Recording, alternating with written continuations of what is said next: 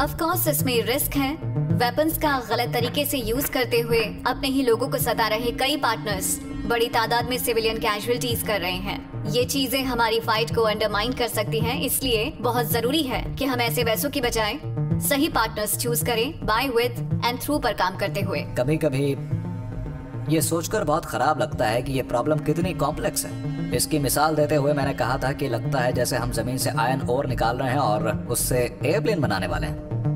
काफी कुछ ऐसा ही है। ये बहुत मुश्किल होगा, लेकिन स्टार्ट यहीं से करना है। मोसुल वापस लेना जमीन से ओर निकालने जैसा है। वायलेंट एक्सट्रीमिज्म को मात देना उस प्लेन का पहली बार टेक ऑफ करना है। यहाँ से वहां तक काफी रास्ता तय करना होगा। ये जल्दी और आसानी से नहीं होने वाला। ये लड़ाई हमारी नेक्स्ट जनरेशन तक जा सकती है।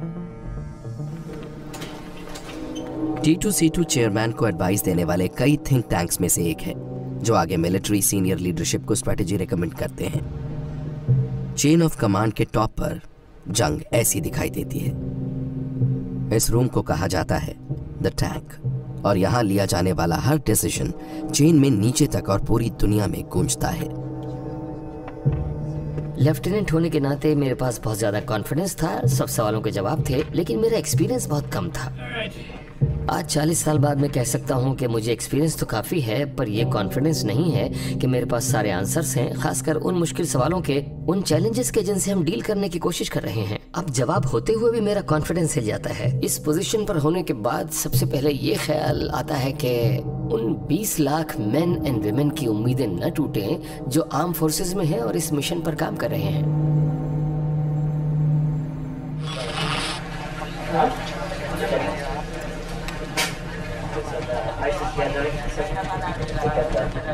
हम इस वक्त 8-9 लोगों को देख रहे हैं जो फ्रेंडली फोर्सेस से करीब 200 मीटर की दूरी पर हैं, और हम ट्रिगर दबाने का वेट कर रहे हैं कि हरकत हो, जिसके बाद हमारा स्ट्राइक करना वाजिब होगा। इसे ट्री स्टैंडिंग कहते हैं, मतलब सिर्फ इंतज़ार कर रहे हैं कुछ होने का। हम सब कुछ सही ढंग से करते हैं, परफेक्ट टाइम पर करते हैं, टारगेट पर बिना सोचे समझे स्ट्राइक नहीं करते। क्विंसी बेलर मोसुल में अपनी स्क्रीन पर निगाह रखकर वेट करते हुए हजारों फीट ऊपर यूएस कोएलिशन के इराकीज को दी गई एक दूसरी तरह की असिस्टेंस की मांग करते हैं, जो है दमदार एयर पावर। हमारे पास कई तरह के एयरक्राफ्ट्स हैं जो हम कमांड और कंट्रोल के लिए प्रोवाइड करते हैं। इनमें ड्रोन से लेकर coalition aircraft, tankers, fighters, bombers और इमेजिंग एयरक्राफ्ट तक हैं। सामने 405 पर, जिसे हम गिरा सकते हैं। हम वॉर के प्लान के बीच गैप प्रोवाइड करने की कोशिश में हैं, और स्कोप्स पर जो दिख रहा है वो एक्चुअल एक्ट ऑफ वॉर है। यूएस एयरफोर्स मिडिल ईस्ट के कुछ बेसिस से उड़ान भरती है। मोसुल फाइट के लिए इसके दोहा और अबू धाबी में 2 अलग अलग बेसिस हैं।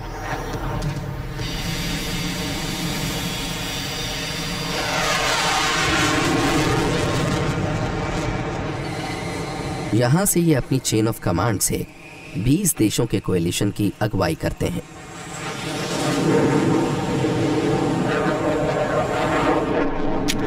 Slide forward, clear fire, holster, and there you go. Okay, thanks man. इस सब की जिम्मेदारी है इन पर लेफ्टिनेंट जनरल जेफरी हरीगियन। एक और रख लेता हूँ।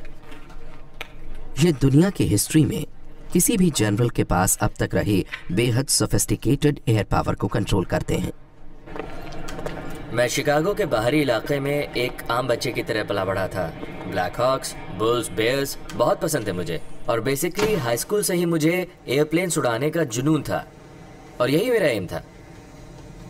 कभी कभी लगता है बस यही है best job. I am honoured कि मैं इसका पार्ट हूँ। मुझे इन एयरमैन को लीड करने और मिशन को सपोर्ट करने का चांस मिला है। इससे अच्छी बात और क्या होगी कि मुझे फ्लाई कर पाने और मोर्चे पर जाने का मौका मिला है। लड़ाई के लिए तैयार रहना और मोर्चे पर जाना is all part of the job.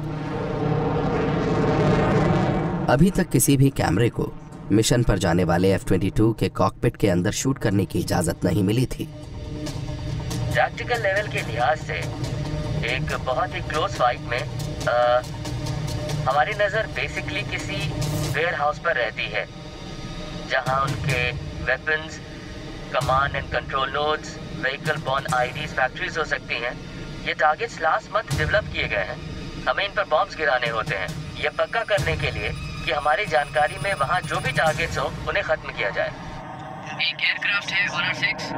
Roger. Support के लिए शुरू में हम पता करते हैं कि कल टीम कहाँ जा रही है, और उसके बाद हम उन रोड्स पर ऐसे क्रेटर बना देते हैं कि व्हीकल बॉर्न आईडीज उन रोड से गुजर ना पाए या एटलीस्ट स्लो हो जाए। Contact moving forward. जैसे कि हम उन्हें देख पाए और रियल टाइम में टारगेट कर पाए। Going off to the right. मतलब अपने व्हीकल से जाते हुए उनमें डर पैदा होना चाहिए कि हमारी नजर उन पर बराबर बनी हुई है।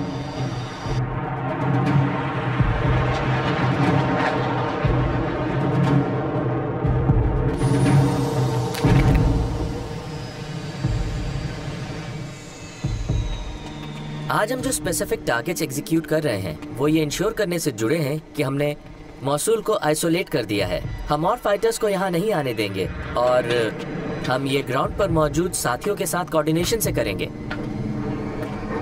हम कुवैत के अंदर से बगदाद के ठीक साउथ में गए और फिर हम पलट गए तल अफार की तरफ। वहाँ हमने कुछ वेपन्स डिलीवर किए और फिर बाहर निकलकर थोड़ा फ्यूल लिया और फिर बेस की तरफ वापस लौट आए। और हम यही करते हैं। हम दुश्मन को खदेड़ना चाहते हैं और यहाँ पर शांति चाहते हैं। आईसिस टेक्नोलॉजी को किलिंग टूल्स में बदल रहा है।